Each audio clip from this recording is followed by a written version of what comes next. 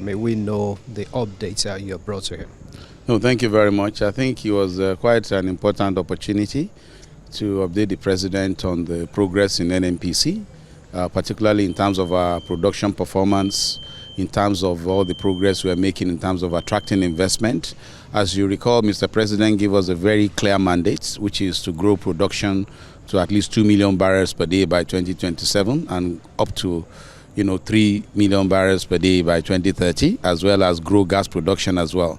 So where are we on that, and how are we progressing this year, and how are we preparing for next year in terms of ensuring that we deliver this growth? So that was one of the key areas of my update to the President. So where are we, like you said, where are we particularly in terms of production now? So we're making good progress. As you know, we recorded about 1.68 million barrels per day of oil production last month.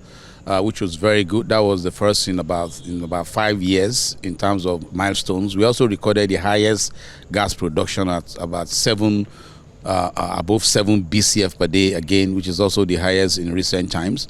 But what we're also expecting is that with some of the turnaround maintenances that we've done in the month of August and September, all of those are meant to come back this month. And we are hoping that before the end of the year, we should at least be clocking at least 1.8 million barrels per day, all things being equal.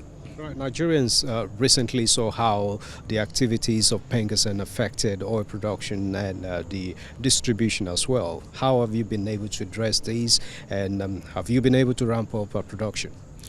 Yeah, very good. I think it was quite unfortunate that the Dangote and Pengassan issue, led to the strike. And as you know, whenever there's strike and critical staff manning critical facilities are not available, it's almost impossible.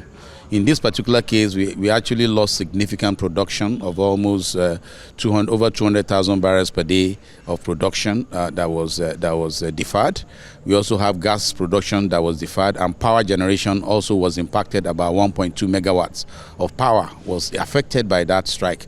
But I think I'm very pleased that the federal government, through the leadership of the Federal Minister for Labor and also full support from the National Security Advisor, we're able to pull together everyone into a dialogue and bring everybody to the table.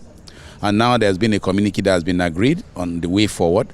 We're all very hopeful that everyone will abide by those communiques. So since then, we've been able to return quite a number of the production back to status quo. There are one or two areas where we're still trying to catch up. But overall, we are gradually gone back to restore the lost production and the deferments that we have as of today. Nigeria's experienced a bit of increase in gas price. How about that? How is that been addressed? Yeah, so the increase you saw was relatively artificial because, for the period of the strike, what that meant was that quite movements and loading were delayed by about 2-3 days, right? And because of that, you see that impact. As things return back to normal, it takes some time for distribution to be fully restored. So that delay, and of course, as you know, with Nigerians, people take opportunity. With that delay, some of the people that have existing resources and reserves had to put up the price. My expectation is that now that things are back to normal, prices should return back to what they were before the strike. Thank you.